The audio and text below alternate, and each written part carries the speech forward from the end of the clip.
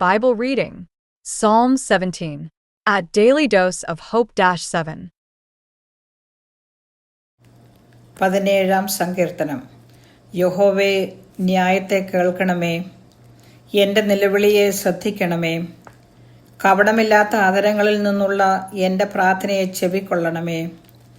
എനിക്കുള്ള വിധി നിന്റെ സന്നിധിയിൽ നിന്നും പുറപ്പെടട്ടെ. നിന്റെ കണ്ണ് നേര് കാണുമാറാകട്ടെ. നീ എൻ്റെ ഹൃദയത്തെ ശോധന ചെയ്ത് രാത്രിയിൽ എന്നെ സന്ദർശിച്ചു. നീ എന്നെ പരീക്ഷിച്ച് ദുരുദ്ദേശമൊന്നും കണ്ടെത്തുന്നുമില്ല. എൻ്റെ വായ് ലംഘനം ചെയ്യുകയില്ല എന്ന് ഞാൻ ഉറച്ചിരിക്കുന്നു. മനുഷ്യരുടെ പ്രവൃത്തികളെ കണ്ടിട്ട് ഞാൻ നിന്റെ അധരങ്ങളുടെ വചനത്താൽ നിഷ്ഠുരൻ്റെ പാതകളെ സൂക്ഷിച്ചൊഴിഞ്ഞിരിക്കുന്നു. എൻ്റെ നടപ്പ് നിന്റെ ചുവടുകളിൽ തന്നെയായിരുന്നു.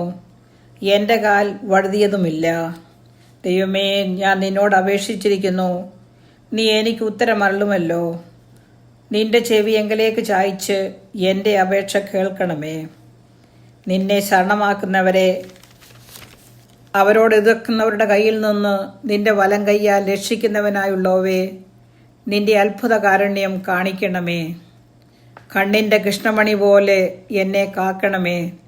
എന്നെ കൊള്ളയിടുന്ന ദുഷ്ടന്മാരും എന്നെ ചുറ്റി വളയുന്ന പ്രാണശത്രുക്കളും എന്നെ പിടിക്കാതെ വണ്ണം നിന്റെ ചിറകിൻ്റെ നിഴലിൽ എന്നെ മറച്ചു കൊള്ളണമേ.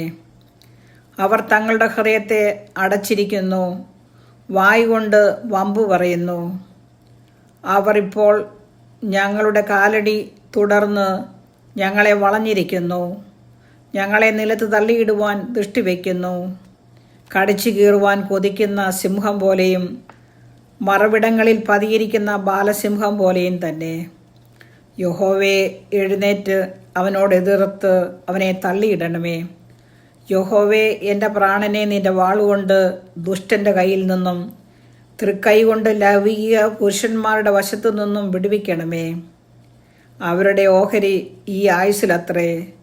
നിന്റെ സമ്പത്ത് കൊണ്ട് നീ അവരുടെ വയർ നിറയ്ക്കുന്നു. അവർക്ക് പുത്രസമ്പത്ത് ധാരാളമുണ്ട്.